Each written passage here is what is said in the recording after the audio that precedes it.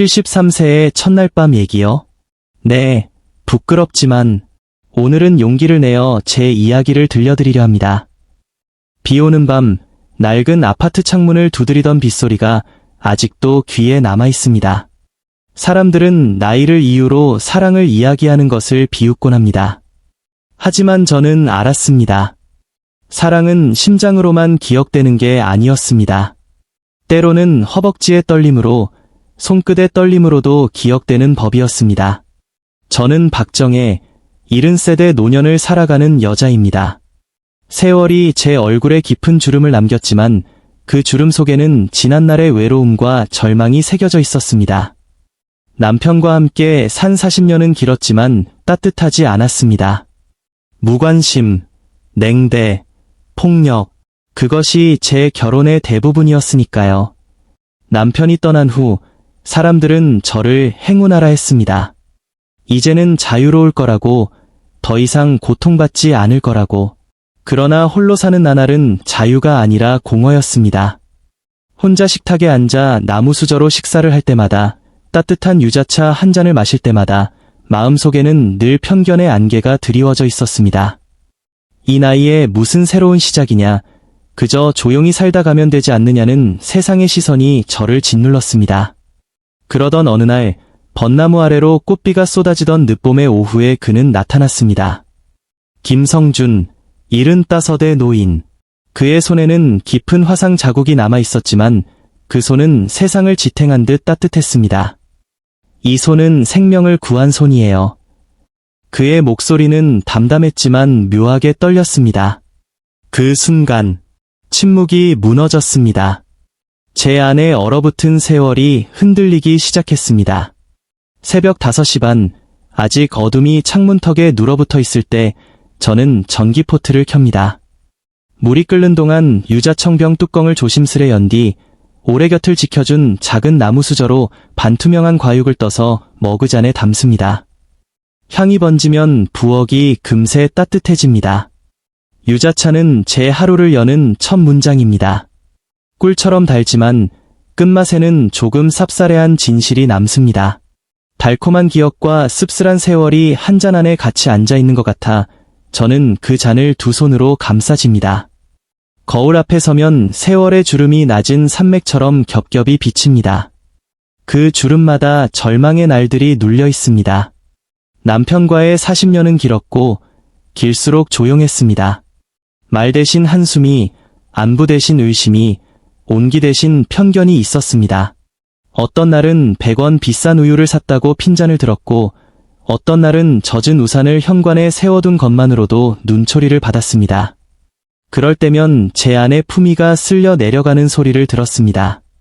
세상은 때로 노년의 여자를 작은 실수 하나로도 무너뜨릴 수 있다고 믿는 듯했습니다.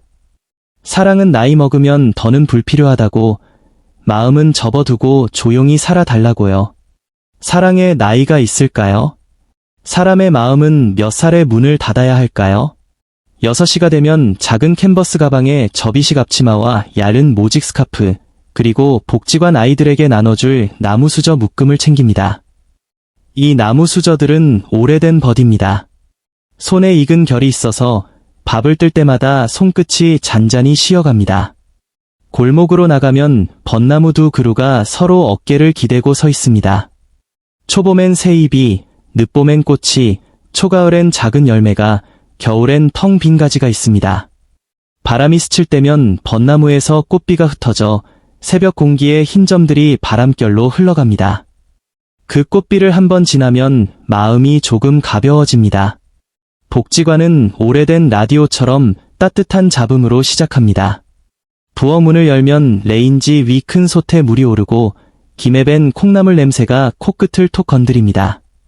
저는 밥통을 열고 김을 조심스레 걷어낸 뒤 아이들이 한 숟갈이라도 더 먹을 수 있게 골고루 퍼담습니다. 정희 어르신, 오늘도 일찍 오셨네요. 부엌 담당 사회복지사가 웃습니다. 일찍 와야 마음이 덜 바쁩니다. 오늘은 유자차를 조금 넉넉히 끓여보려 해요. 어르신 유자차는 진짜 인기예요. 따뜻하고 향이 오래가요. 아이들이 들어오면 바닥이 한 톤 밝아집니다. 손에 굳은 살이 박힌 초등 고학년 아이가 쑥스레 말합니다. 할머니, 그 나무 수저는 왜 이렇게 부드러워요? 나무는 오래 만질수록 더 다정해져요. 사람도 그렇고요. 저는 아이의 손에 나무 수저를 쥐어주고 유자차를 한 잔 따라줍니다. 유자차의 노란 원이 잔 속에 기적처럼 번질 때 제 안에서도 작은 기적이 번집니다. 희망은 그렇게 눈에 잘 잡히지 않는 방식으로 스며듭니다. 점심이 끝나면 저는 배식대를 닫고 남은 나무 수저를 헝겊으로 닭가끈으로 다시 묶습니다. 오후 프로그램 시간에는 혼자 사시는 어르신들의 말벗이 됩니다. 정희 씨, 사람들은 내 얘길 안 들어. 늙은이 푸념이라며 대수롭지 않게 넘기지. 어르신 이야기에는 진실이 많아요. 진실은 결국 드러나요. 너무 오래 걸릴 뿐. 제가 그렇게 말하면 어르신의 떨리는 입술이 조금 가라앉습니다. 진실이라는 말은 노년의 시간에 가장 필요한 따뜻한 약입니다. 복지관에서 나와 시장 골목을 지나면 소문은 늘 제 앞을 한 발 먼저 걸어갑니다. 저 할머니 요즘에도 입술에 색을 바른다며. 나이가 몇인데 체면도 없나 보지. 한 장 퍼덕이는 비닐천 아래에서 팔을 다듬던 상인이 낮게 중얼거리고 그 말이 다른 장대로 옮겨 붙습니다. 편견의 안개는 그렇게 천천히 그러나 꾸준히 번집니다. 저는 고개를 숙이고 지나갑니다. 하지만 발걸음은 점점 무거워지고 가슴 속 유자차의 온기는 어느새 식어 있습니다. 집으로 돌아오면 현관 신발장 위에 손바닥만 한 나무 상자가 하나 있습니다. 오래전 돌아가신 어머니가 남겨둔 상자입니다. 뚜껑을 열면 얇은 나무반지 한 켤레가 비단천 위에 얌전히 놓여 있습니다. 손에 끼워보면 아주 가볍고 거의 무게가 없습니다. 그러나 가벼움에도 무게가 있습니다. 그 무게는 약속의 형태를 하고 있습니다. 어머니는 젊은 시절 늘 말하곤 했습니다. 나무반지는 빛나지 않아도 손의 온기를 닮아 누구와 함께 사느냐보다 어떤 마음으로 함께 사느냐가 더 오래 남는단다. 저는 반지를 다시 조용히 덮습니다. 아직은 다시 어떤 약속을 꺼내들 자신이 없습니다. 그날 복지관 전등이 잦아들던 오후였습니다. 부엌 위쪽 형광등이 간헐적으로 깜빡였고 전열기구들이 번갈아 힘없이 숨을 쉬었습니다. 사회복지사가 서류 파일을 들고 허둥지둥 뛰어왔습니다. 수리 기사를 불렀어요. 전기 쪽이 영 시원찮네요. 문이 열리고 남자가 들어왔습니다. 회색 작업복에 노란 안전조끼, 도구 가방에 엎드린 드라이버들. 저는 사람보다 먼저 그의 손을 보았습니다. 손등에 남은 깊은 화상 자국이 마치 오래된 지도를 닮아 울퉁불퉁했습니다. 눈길이 멈췄습니다. 안녕하세요. 김성준입니다. 배전반부터 볼게요. 그의 목소리는 낮고 단단했습니다. 그는 배전반 앞에 서서 스위치 하나하나를 조심스럽게 만졌습니다. 순간 그의 손등의 화상이 형광등빛에 잠깐 더 선명해졌습니다. 저는 이유 없이 가슴이 쿵 내려앉는 것을 느꼈습니다. 괜찮으세요? 혹시 여기 뜨거운 김의 손을. 말끝이 흐르자 그가 씩 웃었습니다. 이 손은 예전에 얻은 겁니다. 오래됐어요. 걱정 마세요. 그 웃음이 무심하지 않았습니다. 자랑하지도 숨기지도 않는 태도. 상처를 있는 그대로 받아들인 사람이 가진 품이었습니다. 이 손은 생명을 구한 손이에요. 그가 덧붙였을 때 복지관의 작은 부엌이 순간 조용해졌습니다. 저는 이유 없이 눈꺼풀이 뜨거워졌습니다. 유자차 한 잔 드릴까요? 제가 묻자 그는 공구 가방을 벽에 기대놓고 의자에 반쯤 앉았습니다. 향이 벌써 좋은데요. 저는 나무 수저로 유자청을 떠서 잔에 풀었습니다. 나무 수저가 잔벽에 닿을 때 사각, 작은 소리가 나고 그 소리는 오래된 바이올린 활 긋는 소리처럼 마음을 안정시켰습니다. 전기는 농담을 안 받아줍니다. 그가 잔을 두 손으로 감싸진 채 말했습니다. 그래서 더 정직해요. 원인과 결과가 아주 가까이 있죠. 사람 마음은 그만큼 정직하지 않더라고요. 저도 모르게 그런 말이 나왔습니다. 그는 잔을 내려놓고 저를 보았습니다. 마음은 조금 돌아가요. 그래야 다치지 않으니까. 그래도 결국은 전기처럼 진실로 흐르려는 것 같습니다. 그가 배전반을 살피며 줄단자를 조이고 접지를 새로 물릴 때 저는 부엌 문턱에 서서 그의 손을 계속 보았습니다.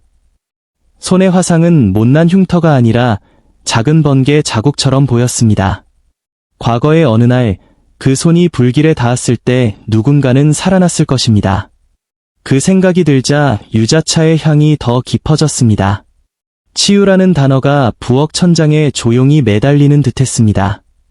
작업이 끝나고 형광등이 또렷이 켜졌습니다. 부엌이 환해졌습니다.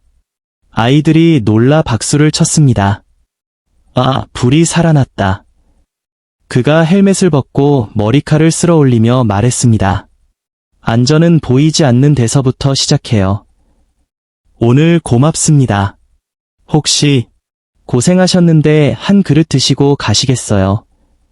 제가 묻자 그는 손사래를 쳤다가 다시 조용히 고개를 끄덕였습니다. 콩나물국을 떠서 앞에 내밀자 그는 나무 수저를 들어 한 숟갈 천천히 떠먹었습니다. 나무 수저는 왜 이렇게 맛을 부드럽게 할까요? 나무는 사람 손의 온도를 기억해요. 그래서 거칠었던 것들도 둥글게 다듬어주죠. 그가 나를 보며 살짝 웃었습니다. 사람도 그렇게 되면 좋겠네요. 그날 이후로 저는 복지관을 나설 때마다 벚나무 아래에 조금 더 오래 서 있게 되었습니다. 꽃비가 소복히 흩날리면 색이 바랜 제 마음 위에도 밝은 점들이 얹혔습니다. 벚나무의 잔가지 사이로 새가 한 마리 날아오르면 그 날개의 그림자가 인도 블록 위를 한 조각씩 덮었다가 사라졌습니다. 그리고 어느 날 그가 다시 복지관에 왔습니다. 전기보다 오래가는 문제, 사람과 사람 사이의 두려움을 수리하듯 그는 먼저 인사를 건넸습니다. 혹시 집에 오래된 멀티탭 쓰시면 조심하셔야 합니다. 필요하시면 제가 점검해 드릴게요. 괜찮습니다. 번거로우실 텐데요. 번거로운 일은 사고가 나고 나서입니다. 그는 그 말만 남기고 가볍게 손을 흔들었습니다. 손의 화상이 햇빛 조각을 받아 반짝였습니다. 상처도 햇빛을 받으면 빛나나요? 저는 혼잣말처럼 중얼거렸습니다. 집으로 돌아오는 길, 시장의 소문은 여전히 빠르고 날카로웠습니다. 저기, 복지관 기사랑 얘기하더라? 나이 들어서 마음 흔드는 건 더 보기 안 좋지. 저는 발걸음을 늦췄다가 오히려 다시 천천히 걷기 시작했습니다. 소문이 제 등을 찌르고 지나갔지만 벚나무 아래 꽃비가 제 어깨에 내려앉는 순간 그 말들은 잠시 힘을 잃었습니다. 누가 우리 동네의 공의의 불씨를 지킬까요? 아마도 크고 요란한 목소리가 아니라 매일 작은 일을 묵묵히 해내는 손, 나무 수저를 닦고 유자차를 데우는 손, 그리고 상처를 숨기지 않는 손일 것입니다. 저녁이면 저는 다시 나무 상자를 엽니다. 나무 반지를 꺼내 손등 위에 살짝 올려봅니다. 반지는 제게 말없이 묻는 듯합니다. 지금도 사랑은 가능하니? 아직도 마음은 열릴 수 있니? 저는 답을 모릅니다. 다만 어둠 속 유자차 한 잔의 향기가 벽지를 타고 오래 흘러가듯 제 마음도 아주 느린 속도로 어디론가 흐르는 중이라는 것만은 알겠습니다. 진실은 결국 드러나듯 마음의 방향도 언젠가 스스로 밝혀질 것입니다. 그때까지 저는 매일 같은 방식으로 하루를 닦습니다. 나무 수저를 닦듯 마음의 결을 닦습니다. 편견의 안개가 창문에 낄 때마다 유자차의 김으로 천천히 지웁니다. 그렇게 치유는 노년의 품위 속에서 조용히 자랍니다. 어느 일요일 복지관에서 작은 전기 안전 교육이 열렸습니다. 김성준 씨가 시연을 맡았습니다. 그는 낡은 콘센트와 새 콘센트를 책상 위에 올려놓고 플러그를 뽑고 끼우는 방법, 코드를 말아 두지 말아야 하는 이유, 축축한 손으로 만지지 말아야 하는 경위를 차근히 설명했습니다. 전기는 보이지 않는 진실과 비슷합니다. 존재하지만 함부로 다루면 곧장 벌을 내려요. 그래서 존중해야 합니다. 어르신들이 고개를 끄덕였습니다. 끝나고 제가 유자차를 한 잔 더 권했을 때 그는 조용히 잔을 두 손으로 받았습니다. 저는 용기를 조금 보탰습니다. 손은 많이 아프셨겠어요. 아팠죠. 하지만 덕분에 기억해요. 뜨거운 것에 손을 대지 않으려면 먼저 뜨거움을 배워야 한다는 걸. 그의 말은 지나치게 꾸밈없어서 오히려 잊히지 않았습니다. 저는 그날 집으로 돌아와 나무반지를 처음으로 손가락 끝에 살짝 끼워 보았습니다. 아직은 완전히 끼지 못했지만 반지의 원이 손끝의 떨림을 잠시 잡아주었습니다. 밤이 내리면 벚나무 가지들이 창밖으로 그림자를 들이웁니다. 꽃비가 그친 자리에는 작은 열매가 맺히기 시작했습니다. 세상은 무심히 흘러가도 나무는 자기 시간을 잃지 않습니다.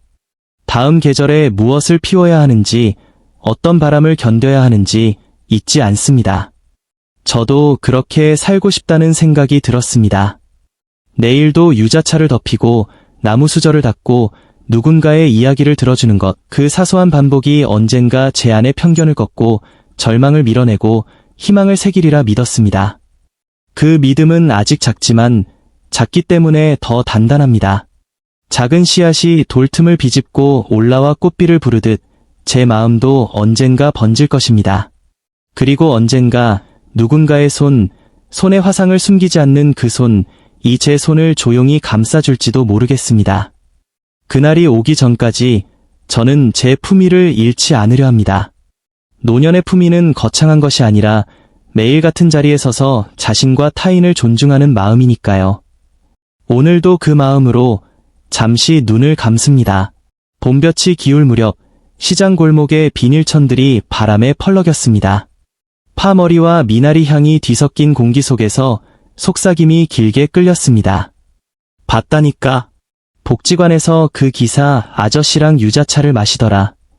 나이도 있는데 체면이란 게 있지. 말들은 처음엔 가벼운 돌멩이처럼 툭툭 던져졌지만 곧 커다란 자갈이 되어 제 발목을 치기 시작했습니다. 유자차 한 잔의 온기가 편견의 안개 속에서 곧장 의심으로 번졌습니다. 복지관 부엌의 형광등은 그날따라 더 환했습니다. 아이들이 밥을 받으려고 줄을 섰고 저는 익숙한 나무 수저로 밥을 퍼 담았습니다. 그런데 뒤쪽에서 작은 술렁임이 일었습니다.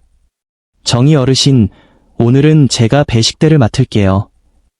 사회복지사가 자연스럽게 다가와 제 자리를 대신했습니다. 말투는 부드러웠지만 눈빛은 불안했습니다. 무슨 일 있나요?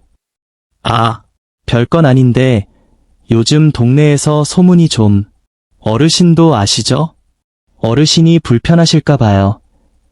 숟가락을 쥔 손이 가늘게 떨렸습니다. 그 순간 부엌 문턱에 김성준 씨가 서 있었습니다. 전기 배선 점검을 하러 온 모양이었습니다. 그는 제 표정을 보고 잠깐 멈칫하더니 모자를 벗었습니다. 손등의 화상 자국이 형광등 빛에 잠깐 드러났다가 그림자 속으로 숨었습니다. 정희 어르신, 배전반 상태 한 번만 더 볼게요. 저는 고개를 끄덕였지만 시선을 들 수 없었습니다. 누군가 뒤에서 중얼거렸습니다. 저 손, 화상 자국 말고 다른 것도 남기는 거 아니야? 조용한 웃음들이 낙엽처럼 바닥으로 흩어졌습니다. 점검을 마치고 그는 조심스레 제게 다가와 낮은 목소리로 말했습니다. 괜찮으세요? 괜찮습니다. 제 대답은 너무 빨랐고 너무 차가웠습니다.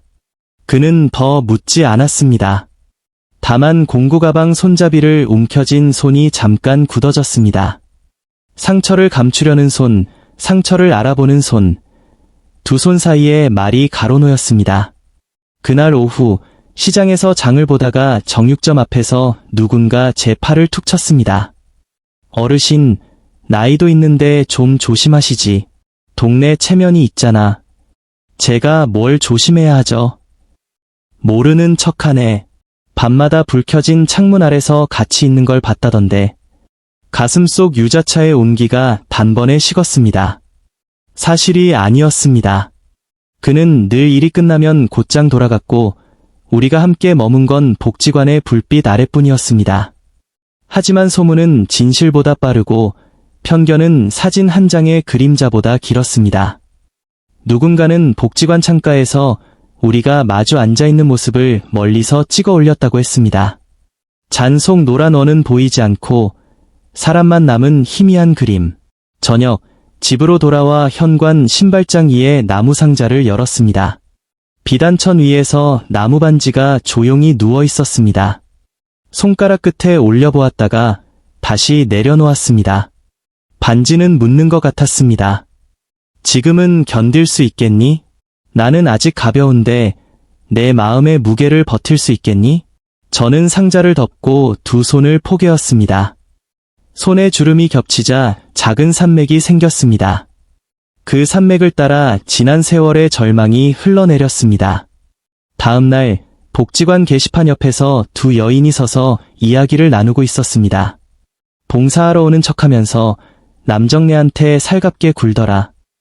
노년의 품위가 있어야지. 품위. 그들이 말하는 품위는 침묵과 체념의 다른 이름이었습니다. 사람은 늙으면 더 조용해야 하고 마음은 접어서 서랍에 넣어야 한다는 규칙. 저는 그 규칙을 오랫동안 지켜왔습니다. 그런데 지금 규칙이 저를 목 조르는 줄이 되어 있었습니다. 점심 배식이 끝나갈 무렵 김성준 씨가 부엌 문턱에 다시 나타났습니다. 그는 제게 유자차를 권하듯 눈으로 물었습니다. 잠깐 얘기 괜찮으세요? 저는 고개를 저었습니다. 오늘은 바빠요. 제 목소리는 얇았고 그 얇음 속에 겁이 숨어 있었습니다. 누군가가 우리를 보는 눈길이 등 뒤에서 오돌토돌 돋았습니다. 그는 한 걸음 물러섰습니다. 알겠습니다. 무슨 일 있으면 연락주세요. 공구 가방이 그의 다리 옆에서 작은 소리를 냈습니다. 그 소리는 퇴근 종소리처럼 허전했습니다. 며칠 뒤 복지관 회의실에 봉사자들이 모였습니다. 사회복지사가 말했습니다. 요즘 동네에 여러 말들이 돌아요. 우리 기관 이미지도 있고 해서 당분간 정의 어르신은 전면 배식보다 후방 정리로 역할을 조정하는 게 어떨까 합니다. 의자 다리가 바닥에서 끽 하는 소리를 냈습니다. 저는 고개를 끄덕였습니다. 설명은 정중했지만 결론은 후퇴였습니다. 누군가가 낮게 덧붙였습니다. 어르신도 좀 조심하셔야죠. 회의가 끝나고 복도에서 그와 마주쳤습니다. 벽면에 붙은 안전수칙 포스터 위로 오후 빛이 길게 흘렀습니다. 정의 어르신. 그가 부르자 저는 몸을 곧게 세웠습니다. 죄송합니다. 괜한 일에 말려들게 해서. 죄송할 게 어디 있어요. 그의 목소리는 평온했지만 손의 화상 자국이 평소보다 더 도드라져 보였습니다. 상처는 때로 타인의 모욕 앞에서 먼저 뜨거워지는 법이니까요. 시간이 지나면 잦아들 겁니다. 소문이요. 아니요. 편견이요. 편견도 결국은 지칩니다. 그의 말은 이상하게도 위로였고 동시에 더 큰 두려움이었습니다. 과연 그럴까요? 편견은 지칠까요? 아니면 더 오래 버틸까요? 집에 돌아와 나무 수저를 헝겊으로 닦았습니다. 한 줄 한 줄 나뭇결을 따라가다 보니 문득 숨이 막혔습니다. 제 과거가 불쑥 문을 두드렸습니다. 남편의 차가운 눈빛, 작은 실수에 쏟아진 모욕, 그리고 손등을 스친 거친 움직임. 기억은 여전히 현재형이었습니다. 저는 부엌 바닥에 주저앉아 유자차를 데웠습니다. 잔에 김이 오르고 향이 번졌지만 목을 타고 내려가는 길에서 뜨거움은 금세 식었습니다. 절망은 때로 온기가 닿지 않는 곳에 웅크립니다. 그 주말 벚나무 아래를 지나다가 뜻밖의 장면과 마주쳤습니다. 이웃 둘이 제 쪽을 바라보며 휴대폰 화면을 맞대고 있었습니다. 여기 봐, 복지관 창가에서 마주 앉아 있잖아. 옆에 유자차. 그러게, 저 나이에, 참. 사진은 흐렸고, 거리도 멀었습니다. 그러나 사람들은 진실보다 이야기의 모양을 더 사랑했습니다. 저는 그 앞을 지나며 천천히 숨을 골랐습니다. 벚나무에서 가느다란 꽃비가 내려 어깨에 닿았습니다. 한 잎, 두 잎 작고 가벼운 것들이 무거운 말들을 조용히 덮었습니다. 다음 날 복지관에서 저는 뒤편 설거지대에 섰습니다. 접시를 헹구고 나무 수저를 하나하나 닦아 끈으로 묶었습니다. 그때 아이 하나가 조심스레 다가왔습니다. 할머니, 왜 앞에서 밥 안 퍼줘요? 오늘은 뒤에서 도와주는 게 더 필요해서. 아이의 눈동자가 기울었습니다. 할머니, 슬퍼 보여요. 저는 잠깐 말을 잃었다가 억지로 웃음을 만들었습니다. 아니야. 금방 괜찮아질 거야. 그러나 금방이라는 말은 거짓말처럼 입안에서 부서졌습니다. 오후, 사회복지사가 다급히 뛰어왔습니다. 정희 어르신, 병원 쪽에서 안전교육 요청이 왔어요. 혹시 같이 가주실 수 있을까요? 어르신이 어르신들에게 말을 잘 걸어주시잖아요. 잠깐의 망설임 끝에 저는 고개를 끄덕였습니다. 병원 강당으로 가는 길, 그는 앞에서 장비를 점검하고 있었습니다. 문이 열리고 흰 천과 철제 의자의 냄새가 스쳤습니다. 교육이 시작되자 그는 침착하게 코드를 들고 말했습니다. 젖은 손으로 전기 플러그를 만지지 마세요. 미끄러운 바닥에서는 콘센트를 낮게 두지 마세요. 노인들이 고개를 끄덕였습니다. 강의가 끝난 뒤 한 어르신이 손을 들었습니다. 젊은이, 손에 그 화상은 왜 생겼나? 그는 잠깐 고개를 숙였다가 정면을 보며 말했습니다. 옛날의 화재 현장에서 갇힌 사람을 꺼내다가 얻었습니다. 강당이 조용해졌습니다. 저는 모르는 사이 숨을 멈추고 있었습니다. 그 순간 뒤쪽에서 불쑥말이 튀어나왔습니다. 그래도 그렇지, 동네 체면은 지켜야지. 누가 밤마다 창가에서. 사회복지사가 제지하려 했지만 말은 이미 날아갔습니다. 저는 자리에서 천천히 일어났습니다. 죄송합니다. 저는 잠깐 바람 좀. 복도에 나오자 소독약 냄새와 함께 한기가 밀려왔습니다. 창밖으로 벚나무가 보였습니다. 바람을 타고 몇 잎의 꽃비가 병원 담장 너머로 날아들었습니다. 저는 손바닥을 펼쳐 꽃잎을 받았습니다. 그때 뒤에서 발소리가 조심스럽게 다가왔습니다. 정희 어르신. 그였습니다. 괜찮으세요? 괜찮습니다. 또 그 말, 그리고 또 거짓. 그는 제 옆에, 그러나 닿지 않는 거리를 두고 섰습니다. 손에 화상 자국이 다시 햇빛 조각을 받았습니다.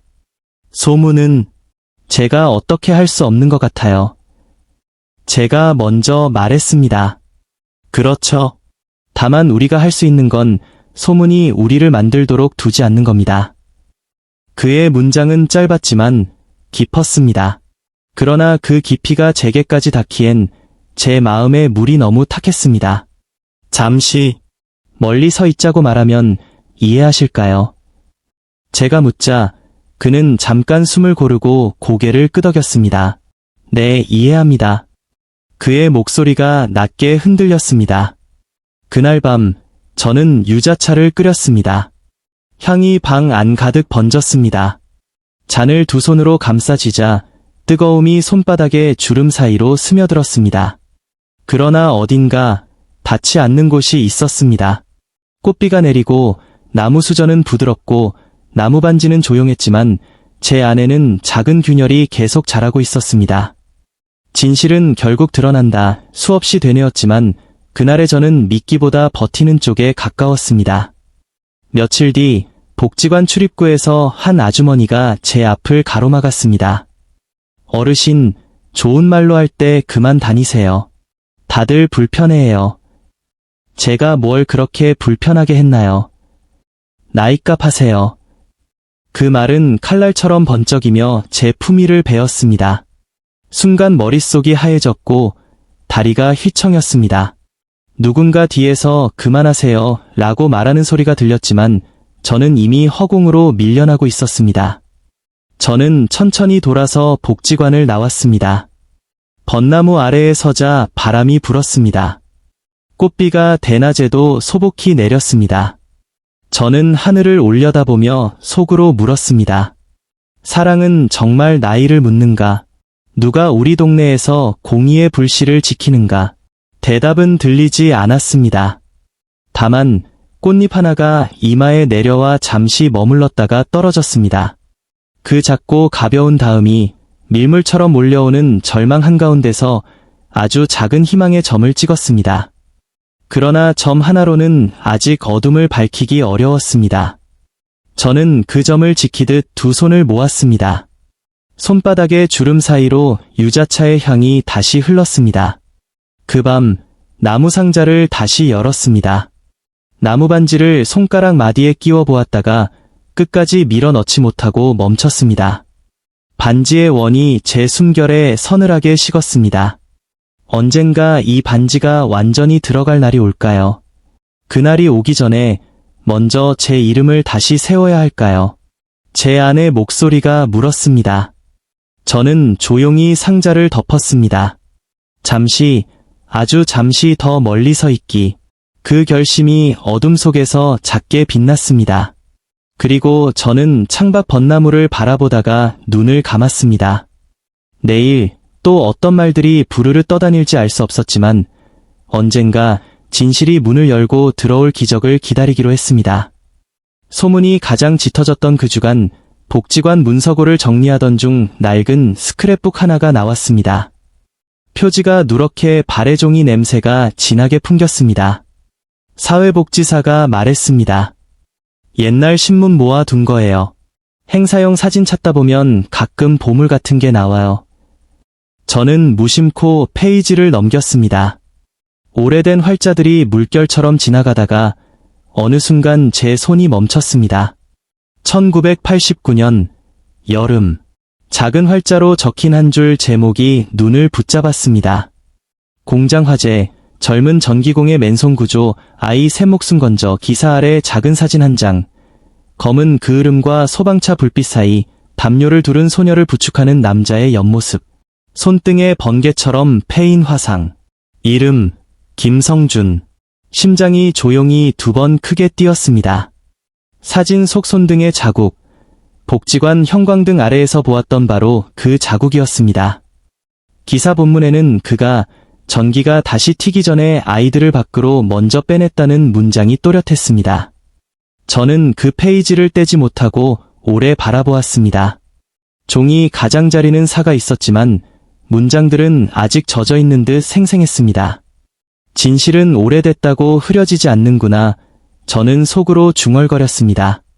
그날 저녁, 저는 유자차를 데워 머그잔에 따랐습니다.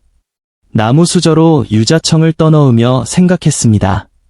내일 그에게 이걸 보여줄까? 아니면 내가 먼저 사실을 확인해야 할까? 편견은 사진 한 장으로도 불을 붙였고 진실은 신문 한 장으로 겨우 빛을 얻었습니다. 무엇을 먼저 꺼낼 것인가? 제 안에서 두려움과 희망이 조용히 맞부딪혔습니다. 다음 날 저는 복지관 병원 연계교육 봉사를 따라 병동을 찾았습니다. 복도 끝 창밖으로 벚나무 가지가 희미하게 보였습니다.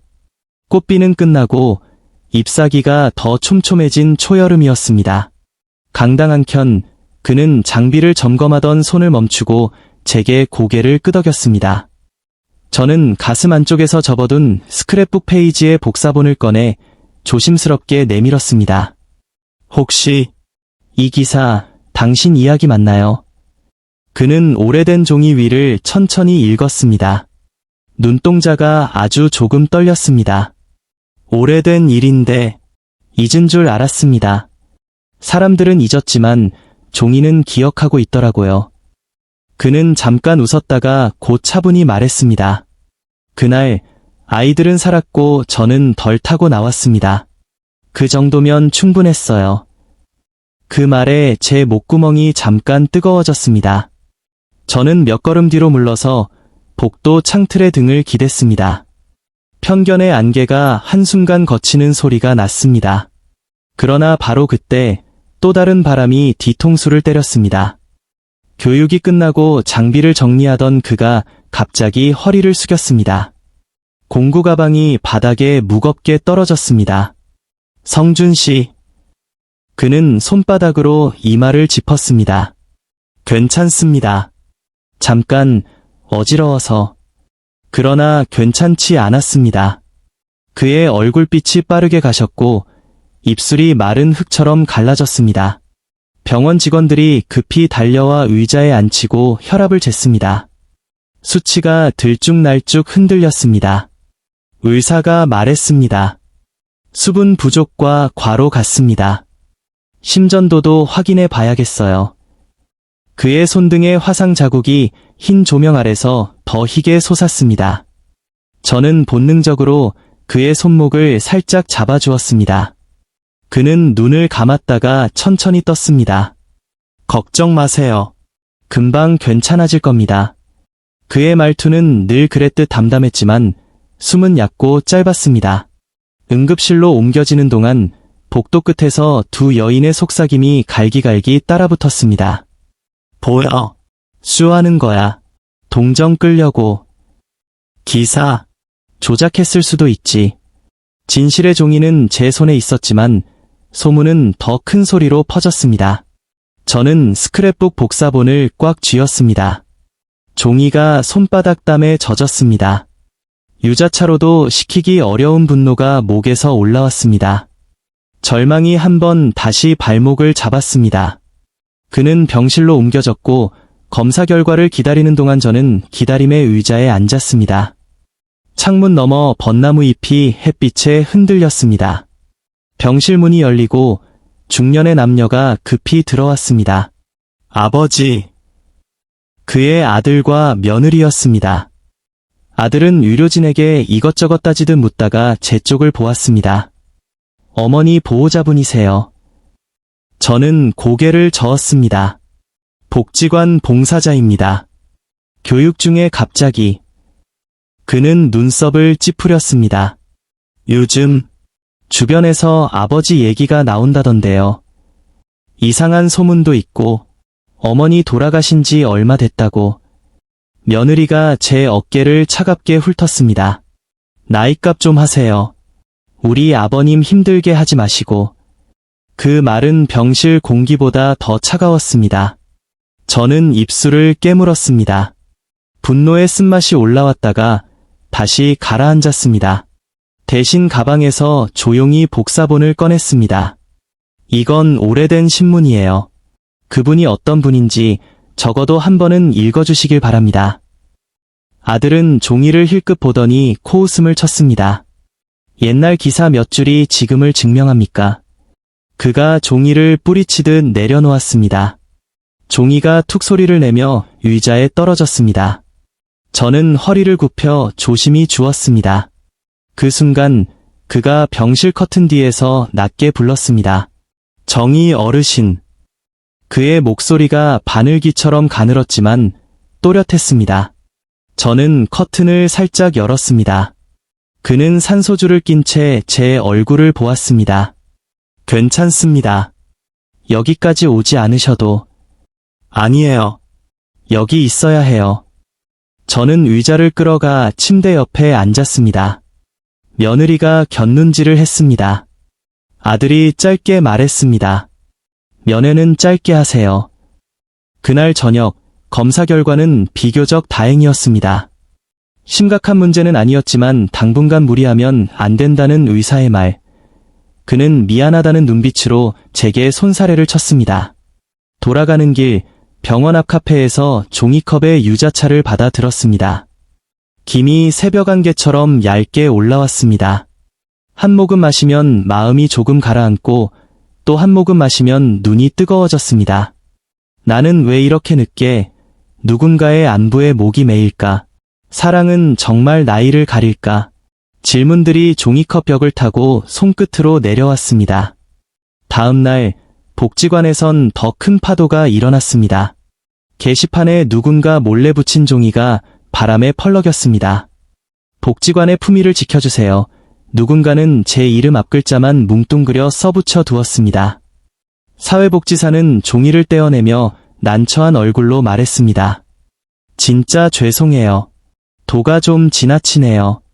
오늘은 하루 쉬시는 게 아니에요. 할 일을 하면 됩니다. 제 목소리는 생각보다 흔들리지 않았습니다. 저는 부엌으로 가 앞치마부터 맸습니다. 나무 수저를 끓는 물에 살균하고 헝겊으로 닦아 묶었습니다. 손의 움직임이 마음을 붙잡아 매주었습니다. 그러나 마음 한쪽에선 여전히 작은 파문이 끊이지 않았습니다. 점심 무렵 병원에서 전화가 왔습니다. 그가 퇴원 전 마지막 교육을 부탁한다는 말. 저는 잠깐 망설였지만 결국 가겠다고 말했습니다. 그 약속을 하고 나니 발걸음이 약간 가벼워졌습니다. 벚나무 아래를 지나며 하늘을 올려다보았습니다. 잎사귀 사이로 흘러드는 햇빛 조각들이 잔잔한 물결처럼 흔들렸습니다. 병원 강당에는 어제보다 더 많은 사람이 앉아 있었습니다. 누군가 일부러 사람을 모은 듯했습니다. 그는 마이크 앞에 섰습니다. 어제의 창백함이 조금 가셨지만 여전히 살짝 피곤해 보였습니다. 어제 잠깐 몸이 안 좋아 민폐를 끼쳤습니다. 오늘은 약속을 지키러 왔습니다. 그는 전기 안전에 대해 차근차근 말했습니다. 젖은 손, 눅눅한 벽, 오래된 콘센트. 문장들은 간결했고 손짓은 절제되어 있었습니다. 강의가 끝날 때쯤 뒤쪽에서 손이 올라왔습니다. 전날과 같은 목소리. 그런데 동네 소문은 어떻게 설명하시겠습니까? 밤마다 창가에서. 그가 말을 마치기도 전에 사회복지사가 제지하려고 했지만 저는 조용히 자리에서 일어났습니다. 가슴이 쿵 하고 내려갔다가 다시 올라왔습니다. 저는 무대로 한 걸음 나아갔습니다. 마이크 없이도 목소리를 낼 수 있었습니다. 저는 박정희입니다. 그 소문 오래 들었습니다. 그리고 주머니에서 조심스레 신문 복사본을 꺼내 들었습니다. 여기에 한 사람의 오래된 진실이 있습니다. 1989년 여름, 이손이 아이들을 살렸다는 기록. 조용한 웅성거림이 파도처럼 번졌습니다. 그는 제 옆에서 자신의 손등을 천천히 들어 보였습니다. 화상 자국이 흰 조명 아래 비현실적으로 또렷했습니다. 저는 그의 손을 가리키지 않았습니다. 대신 잔잔히 말했습니다. 우리는 사진 한 장으로 편견을 만들었습니다. 그런데 왜 신문 한 장으로 진실을 믿지 못합니까? 정면에서 누군가 비웃었습니다. 옛날 일로 지금을 가리는군. 그 비웃음이 바람처럼 스쳤습니다. 그러나 바람 뒤에 한 간호사가 자리에서 일어섰습니다. 흰 모서리가 반짝이는 명찰. 저는 이 병원 21병동 간호사입니다. 기록실에서 확인했습니다. 1989년 7월 17일, 당시 응급실에 화재 부상자 4명 이송. 그중 3명, 전기공 김성준 씨가 구조하여 보호자 없이 입원이라고 남아있습니다. 필체는 당시 당번 간호사로 추정, 옛 기록이지만 도장이 선명합니다. 강당이 순간 조용해졌습니다. 그리고 아주 천천히 박수 비슷한 소리가 뒤에서부터 일기 시작했습니다. 누군가는 여전히 고개를 저었지만 다른 누구는 손을 맞부딪히며 고개를 끄덕였습니다. 저는 그 순간을 길게 붙잡아 두고 싶었습니다. 그러나 바로 그때 옆문이 열리고 그의 아들과 며느리가 들어왔습니다. 아들이 앞으로 걸어 나오며 제게 말했습니다.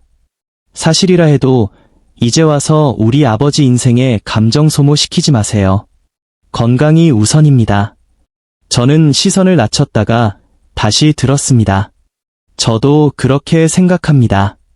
그래서 말하려는 겁니다. 그분에게 감정 소모를 시키는 건 저와의 유자차가 아니라 거짓 소문이에요. 멸시와 보호라는 이름이 뒤엉켜 강당 공기를 흔들었습니다. 며느리가 냉소를 던졌습니다. 어르신들이 좋아할 감동극이네요. 바로 그때 한 노인이 지팡이를 짚고 일어섰습니다. 복지관에서 종종 보던 얼굴. 나도 옛날에 전기 일했어. 저 손등, 일하는 사람 손이요.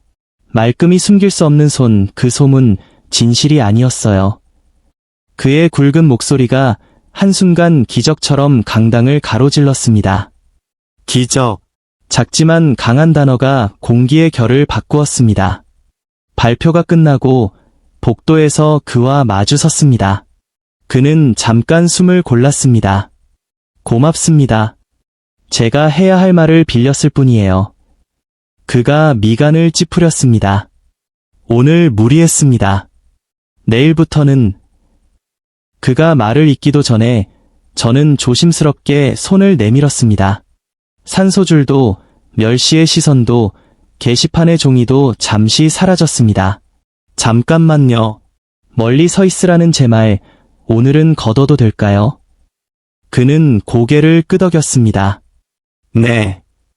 그 한 음절이 오래 울렸습니다. 그러나 평온은 오래 머물지 않았습니다. 그날 밤 복지관 운영위원회에서 연락이 왔습니다.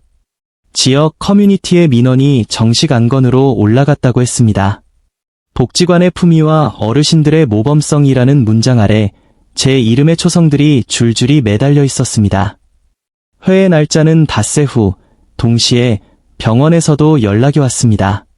그의 검사 결과 중 추가 확인이 필요하다는 이야기, 심장 쪽 숫자 하나가 의사 눈에 걸렸다는 말, 두 개의 파도가 서로 다른 해안에서 동시에 밀려왔습니다.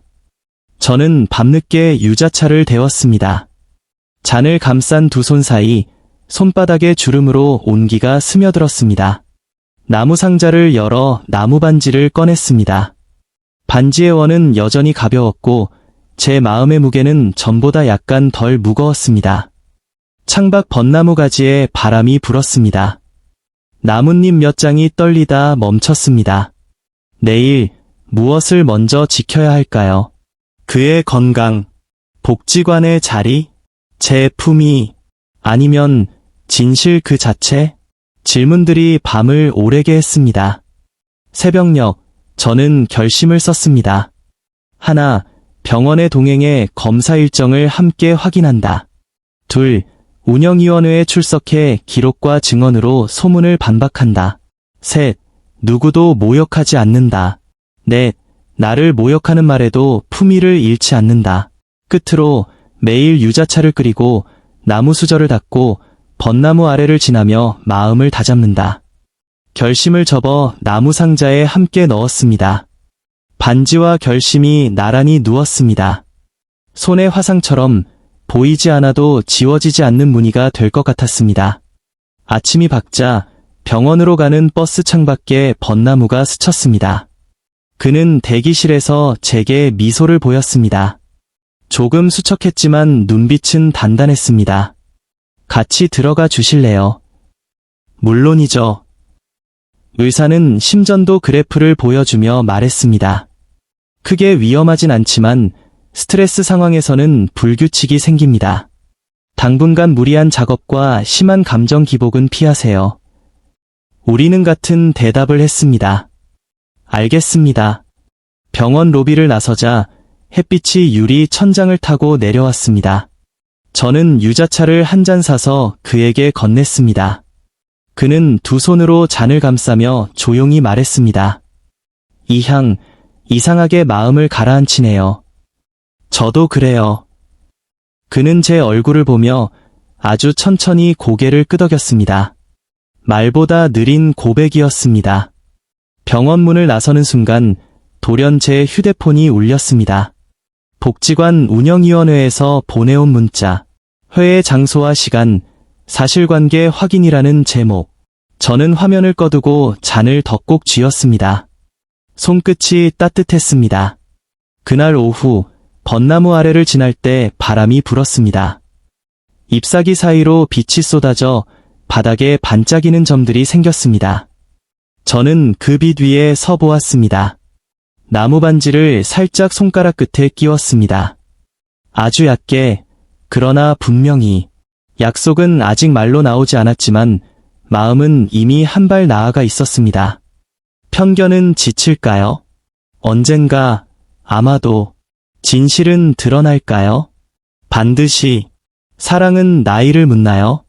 오늘의 대답은 아니오였습니다. 그러나 내일도 같은 대답을 하려면 저는 더 단단해져야 했습니다. 운영위원회까지 남은 닷새 저는 유자차를 더 자주 끓였습니다. 나무 수저를 닦는 시간마다 제 안의 떨림을 가라앉혔습니다. 병원 예약표를 들여다보고 그와 메시지를 주고받았습니다. 내일 검진 같이 갈까요?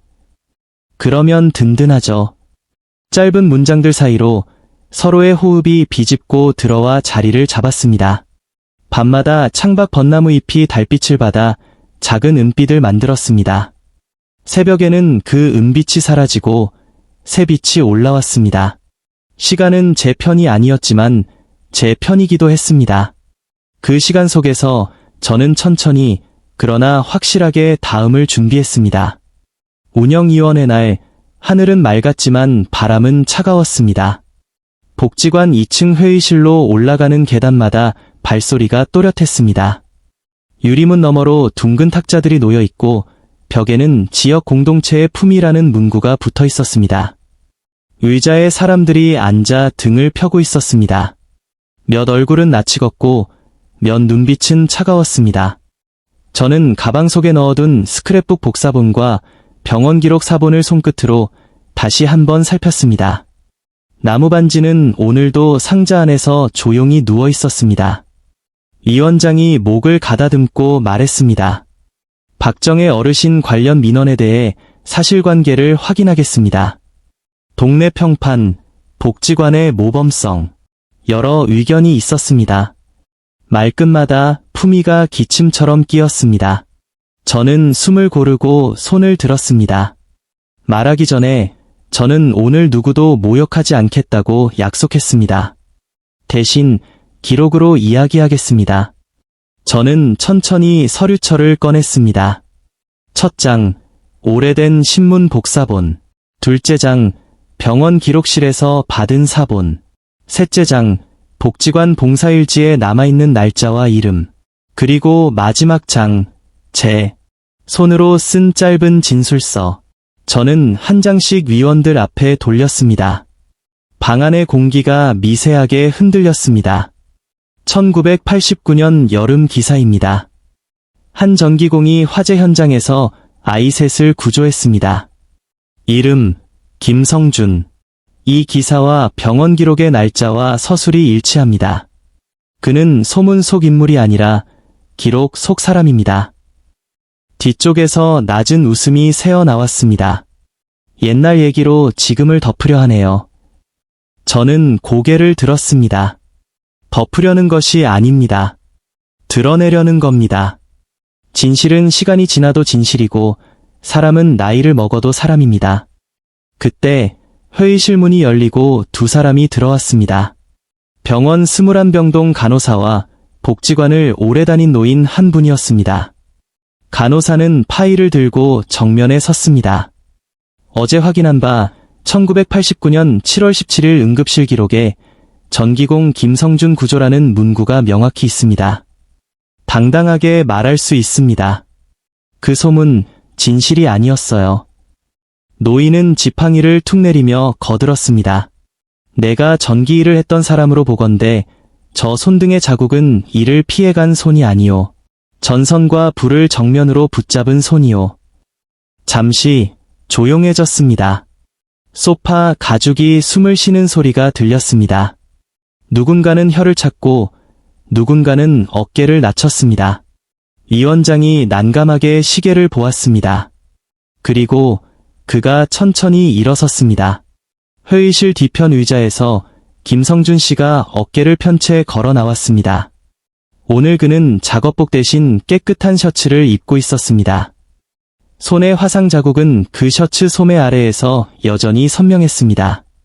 그는 자리 한복판에 서서 고개를 숙여 인사했습니다. 저는 김성준입니다. 오래된 소문으로 불편을 끼쳤다면 죄송합니다. 하지만 저는 누구도 속이려 한 적이 없습니다. 유자차를 함께 마신 건 존중으로 나눈 시간이었습니다. 밤마다 창가에서 누군가가 끼어들려 하자 이 원장이 손을 들었습니다. 차분히 말씀하시죠. 그는 제 쪽으로 고개를 돌렸다가 다시 정면을 보았습니다. 저는 노년을 부끄럽게 생각하지 않습니다. 누군가를 걱정하고 존중하는 마음 또한 부끄럽지 않습니다. 방 안의 공기는 여전히 팽팽했지만 긴장 위로 얇은 균열이 생겼습니다.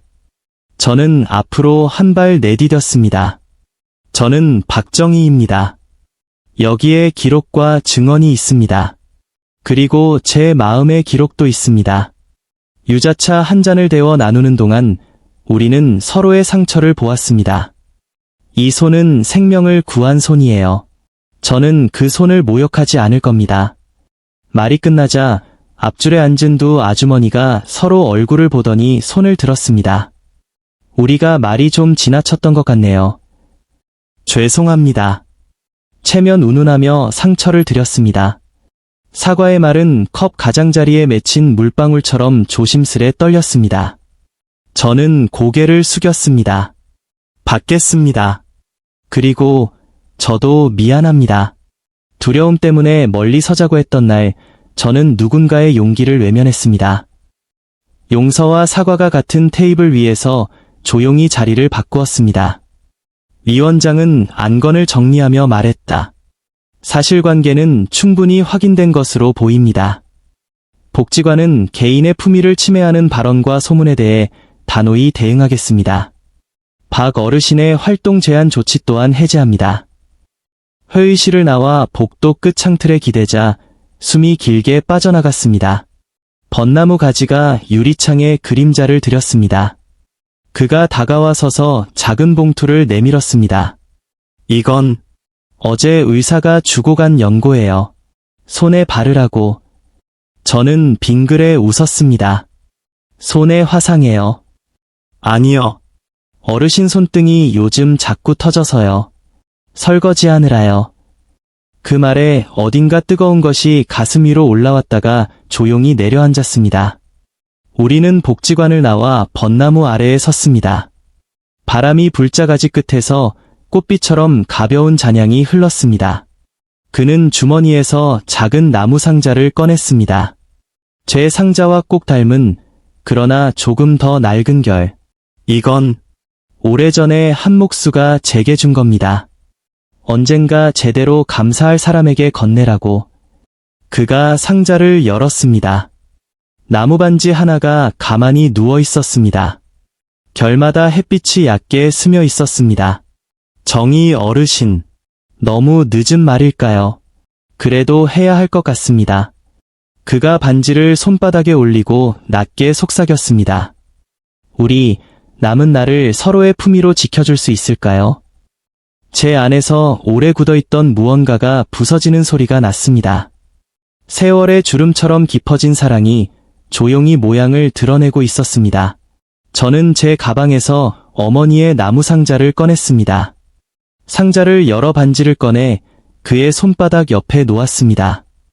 두 개의 나무 반지가 바람결에 아주 살짝 부딪혀 가벼운 소리를 냈습니다. 우리 늦게라도 서로의 불을 지켜줄까요? 그의 눈빛이 흔들렸습니다. 정말 괜찮겠습니까?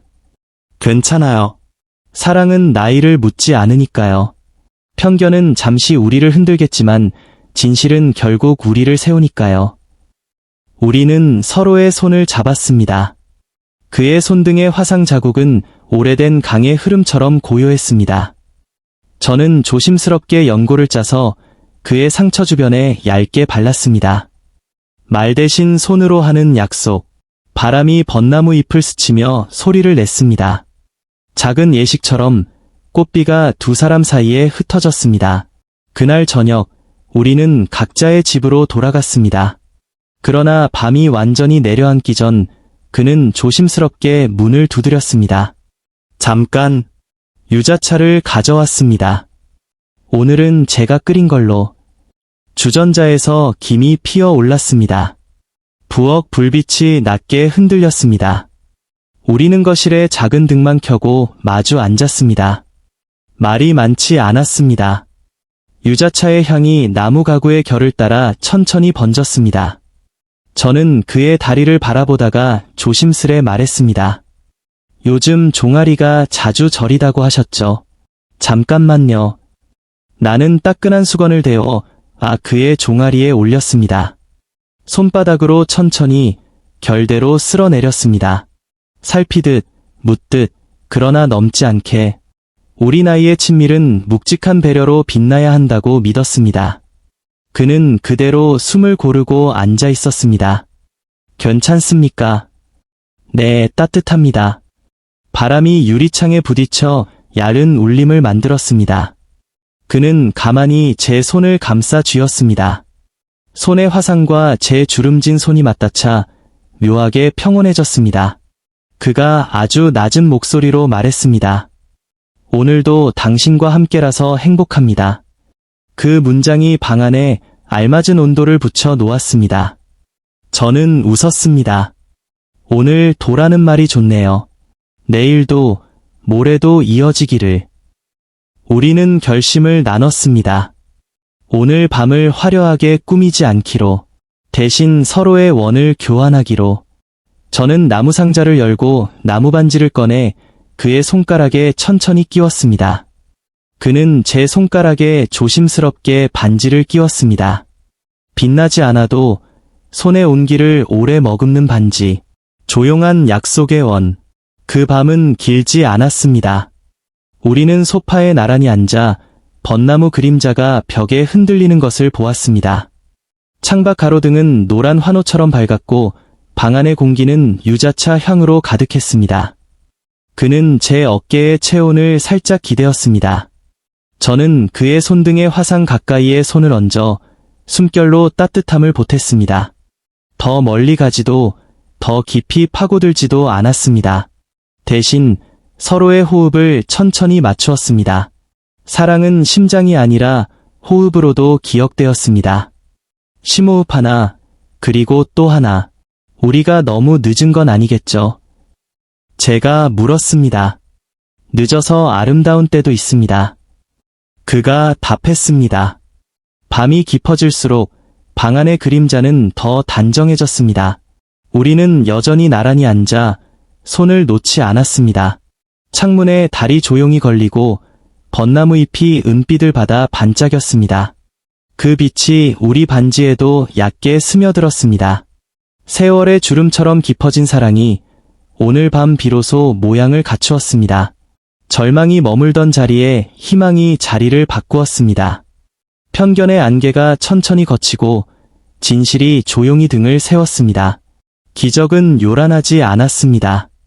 유자차 한 잔, 나무 수저의 결, 손의 화상, 나무 반지의 원, 그 모든 것이 모여 한 장의 느린 장면을 만들었습니다.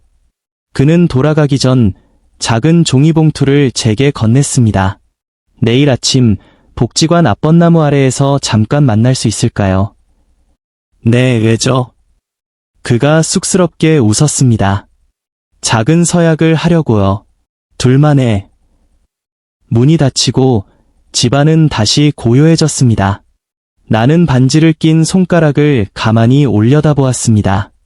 원은 손가락 위에서 너무 가볍게 느껴졌지만 마음에서는 묵직한 무게로 내려앉았습니다. 오래 기다린 시간이 한꺼번에 움직이는 듯했습니다. 오늘 밤이 우리의 첫날 밤이냐고 누가 묻는다면 저는 아마 웃으며 대답할 겁니다. 첫날 밤은 화려한 침실이 아니라 서로의 상처를 어루만지며 앉아있는 이 조용한 거실에서 시작되었다고. 조명 하나, 숨결 하나, 유자차 김 한 줌으로 충분했다고. 사랑은 심장이 아니라 손등의 기억으로도 오래 남는다고. 다음 날 벚나무 아래에서 그는 작은 종이를 펼쳤습니다. 서로의 마음을 흔드는 말을 조심하자. 서로의 일을 가볍게 여기지 말자. 하루에 한 잔 유자차를 같이 마시자. 다투더라도 손을 놓지 말자. 상처에 연고를 먼저 바르자. 그리고 웃자. 제가 웃었습니다. 서약치고는 꽤 생활적이네요. 우리는 생활로 사랑해야 하니까요. 우리는 나무 수저 2개를 마주놓고 종이에 2사람의 이름을 적었습니다. 벚나무 잎 사이로 햇빛이 내려와 우리를 동그랗게 감쌌습니다. 멀리서 누군가 지나가며 힐끗 보았지만 그 시선은 더 이상 칼날이 아니었습니다. 오늘의 우리에게는 지켜야 할 원이 있었으니까요. 그가 제 손을 꼭 잡았습니다. 손의 화상 자국이 내 손등의 주름과 겹쳤습니다. 그 겹침은 부끄럽지 않았고 오히려 우리의 문장을 완성해 주었습니다. 우리는 서로를 향해 아주 작게 고개를 숙였습니다. 그 인사는 오랜 사과와 오랜 용서를 함께 품고 있었습니다. 바람이 불었고 잎사귀가 흔들렸습니다. 벚나무는 또 한 번 꽃비 대신 잎을 흩뿌려 우리 머리 위로 가볍게 내려보냈습니다. 그 순간 저는 속으로 또박또박 말했습니다. 오늘을 기억하자. 오늘의 숨, 오늘의 향, 오늘의 따뜻함, 그리고 내일을 준비하자. 진실을 지키고 품위를 돌보고 서로의 손을 따뜻하게. 우리가 지켜야 할 건 체면이 아니라 마음의 온기라는 것을, 사랑은 편견을 지치게 만들고 결국 잠재운다는 것을. 그는 마지막으로 제 귀에 조용히 말했습니다. 오늘 밤도 유자차 한잔 할까요? 네, 오늘 밤도. 우리는 웃었습니다. 작은 웃음이 벚나무 그림자에 포개졌습니다. 그리고 저는 확신했습니다.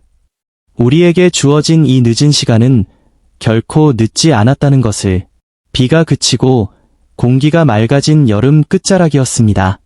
벚나무 잎사귀가 햇빛을 받아 한 톤 연두로 반짝였습니다.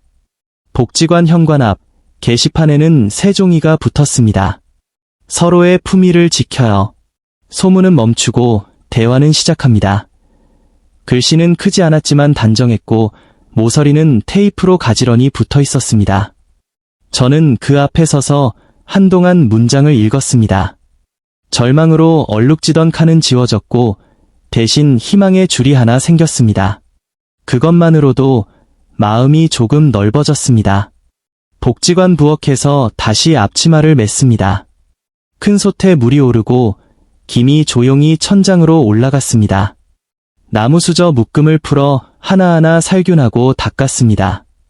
손바닥 주름 사이로 온기가 스며들었습니다. 아이들이 줄을 서자 예전처럼 저는 앞에서 밥을 퍼주었습니다. 오랜만에 손이 리듬을 찾았습니다. 할머니, 오늘은 유자차도 있어요. 그럼 오늘은 향이 더 깊을 거야. 잔속 노란 원이 번지자 부엌 공기가 달라졌습니다. 누군가 뒤에서 조용히 말했습니다. 정희 어르신, 다시 앞에 서주셔서 고맙습니다. 사회복지사의 눈빛에는 미안함과 안도가 함께 있었습니다.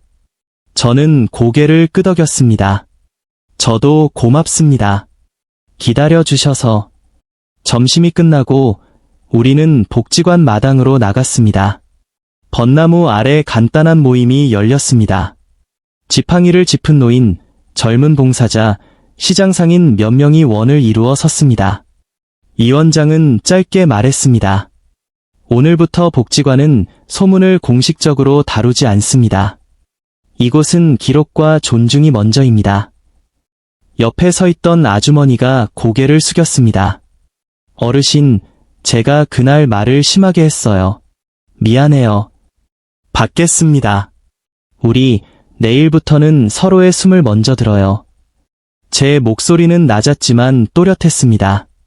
누군가 손뼉을 한 번, 두 번 쳤습니다. 박수는 크지 않았고 그 크기가 오히려 오래 남았습니다. 집으로 돌아오는 길, 벚나무는 그림자를 길게 늘어뜨렸습니다. 저는 현관 신발장 위에 나무 상자를 열었습니다. 나무 반지가 비단천 위에서 조용히 누워 있었습니다. 반지를 들어 햇빛 앞에 세웠습니다. 광택은 없었지만 결마다 빛이 스며들었습니다. 그 투박한 빛이 저를 안심시켰습니다. 나는 반지를 천천히 끼웠습니다. 이번에는 마디를 지나 손가락 뿌리까지 닿았습니다. 원이 자리를 찾자 마음도 자리를 찾았습니다. 그날 저녁, 그는 약속대로 유자차를 들고 왔습니다. 우리는 부엌 테이블에 마주 앉았습니다. 의사 말대로 오늘은 일찍 쉬겠습니다. 잘하셨어요. 오늘은 제가 더 많이 말할게요. 우리는 하루를 서로에게 건넸습니다.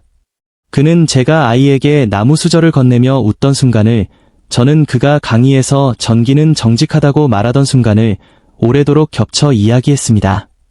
대화의 결이 촘촘해지자 방 안의 공기가 더 깊어졌습니다. 며칠 뒤 병원에서는 작은 전시가 열렸습니다.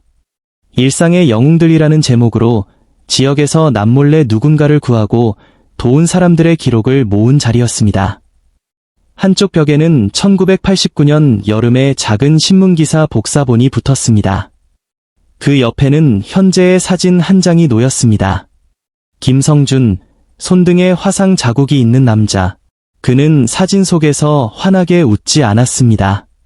다만 깨끗한 셔츠와 반듯한 어깨로 서 있었습니다.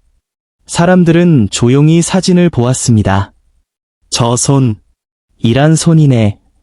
이런 분들이 동네를 지키는구나. 그 속삭임은 더 이상 편견의 안개가 아니었습니다.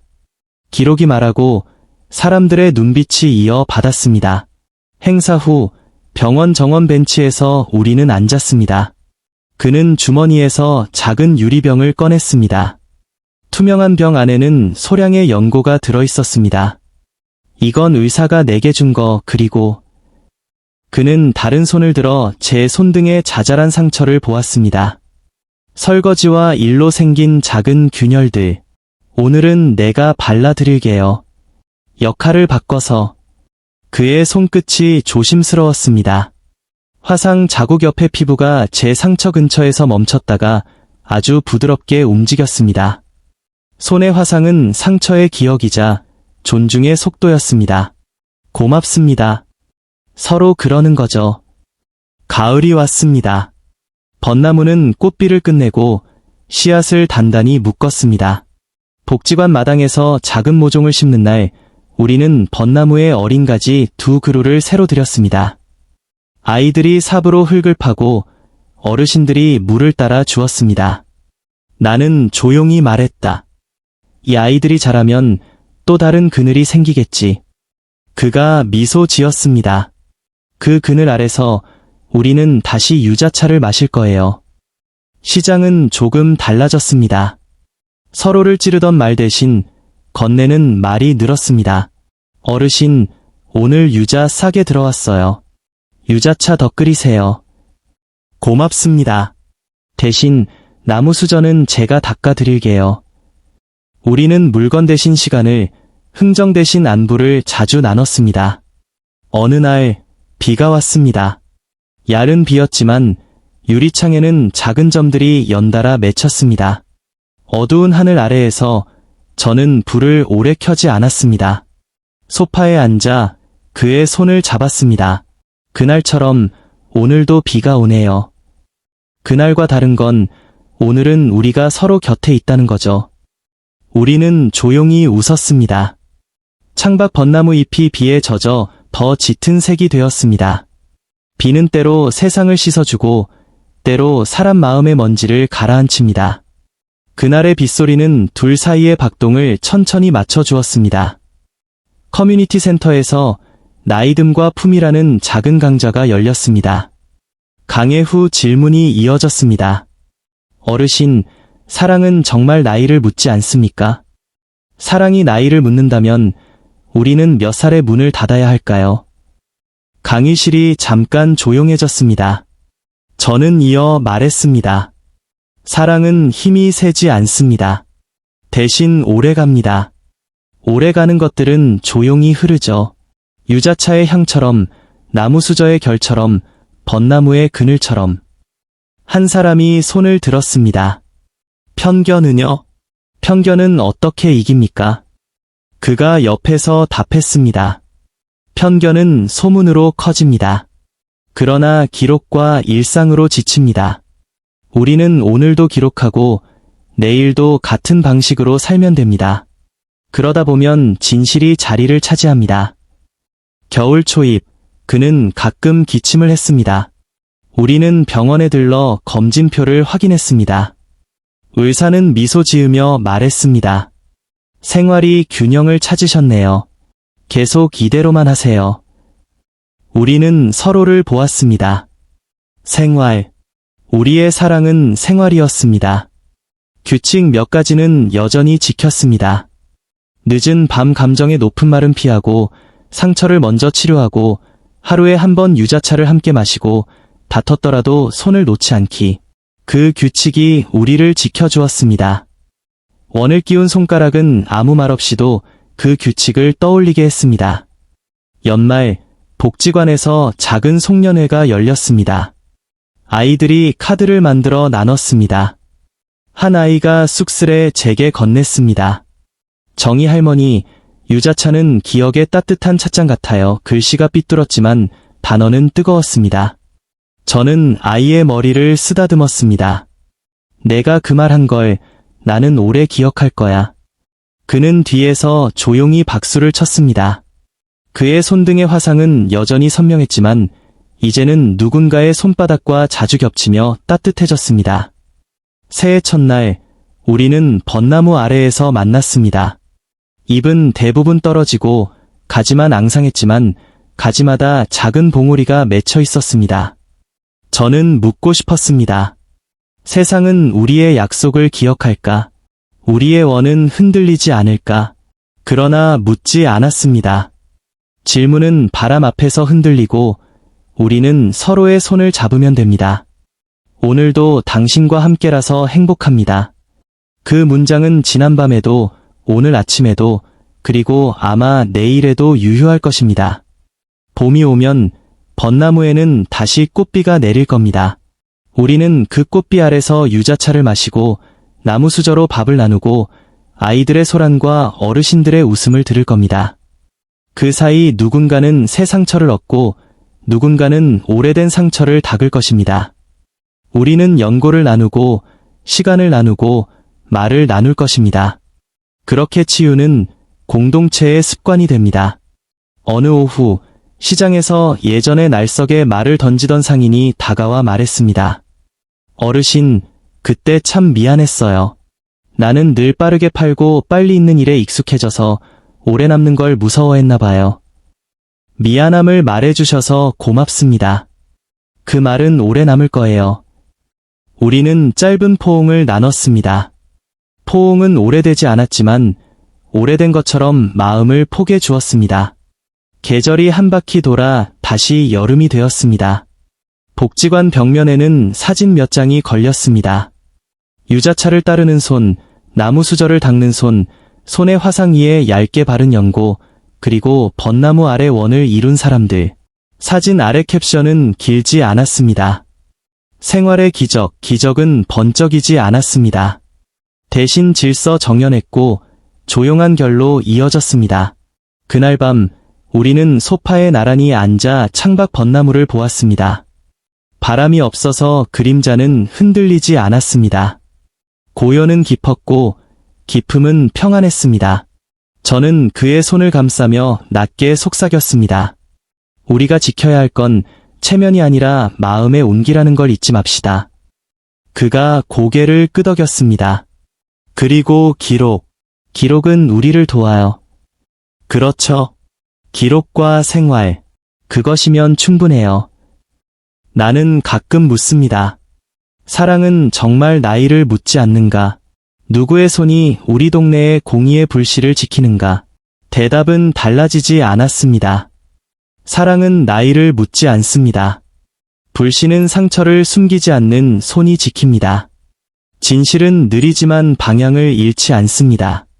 편견은 시끄럽지만 오래 버티지 못합니다. 그리고 우리의 일상은 그 모든 것을 조용히 뒤집습니다. 잠들기 전 우리는 유자차를 데웁니다. 나무 수저로 유자청을 떠넣고 잔을 두 손으로 감쌉니다. 그 향은 오늘의 마지막 문장입니다. 반지는 빛나지 않지만 원은 분명합니다. 손의 화상은 흉터가 아니라 이름표처럼 우리가 무엇을 지나왔는지 말합니다. 벚나무는 창밖에서 여전히 자기 시간을 지키고 서 있습니다. 바람이 오면 흔들리고 비가 오면 젖고 해가 뜨면 말립니다. 우리도 그렇게 살기로 했습니다. 흔들리되 부러지지 않고 젖대 썩지 않고 말리되 갈라지지 않기로. 어느 늦여름 저녁 그는 가만히 제 손등을 쓸었습니다. 내가 먼저 떠나면 유자차를 계속 끓여주세요. 당신이 먼저 떠나지 않게 연고를 더 잘 바를게요. 우리는 웃었습니다. 농담 같았지만 약속이었습니다. 약속은 화려하지 않았지만 반지처럼 손가락에 꼭 맞았습니다. 밤이 깊어지면 우리는 창문을 조금 열어둡니다. 벚나무 향이 아주 옅게 방 안으로 들어옵니다. 희망은 그 향처럼 스며듭니다. 절망은 그 향 앞에서 천천히 물러섭니다. 편견은 창틀에 앉았다가 우리가 서로를 바라보는 순간 자리를 잃습니다. 진실은 오래 돌아서 오지만 결국 문을 두드립니다. 그리고 들어와 의자에 앉습니다. 우리는 유자차를 건넵니다. 진실은 고개를 숙여 한 모금 마십니다. 기적은 그렇게 아무렇지 않게 이루어집니다. 다음 날 아침 복지관으로 가는 길목에서 아이가 손을 흔듭니다. 할머니. 오늘도 유자차. 알았어. 오늘은 더 달고 끝맛은 조금 쓰게. 왜요? 달콤함만 있으면 진짜가 아니거든. 아이는 고개를 끄덕입니다. 진실을 배우는 사람은 늘 아이처럼 맑은 눈을 합니다. 돌아오는 길, 시장 상인들이 인사합니다. 그는 멀리서 손을 들어 보입니다. 손에 화상 자국이 햇빛을 한번 반짝입니다. 나는 손을 들어 답합니다. 우리의 하루는 그렇게 서로를 지나 서로에게 닿습니다. 나무 수저는 부엌에서 마르고 유자차병은 빈자리를 내고 반지는 손가락 위에서 체온을 지킵니다. 벚나무는 오늘도 그늘을 만듭니다. 그 그늘 아래에서 우리는 늦은 사랑을 생활로 바꿔 살아갑니다. 우리가 선택한 원 안에서 품위를 잃지 않고 마지막으로 나는 작은 노트를 펼칩니다. 첫 장 위에 2줄을 적습니다. 글씨는 크지 않지만 결심은 또렷합니다. 진실은 결국 드러난다. 사랑은 편견을 잠재운다.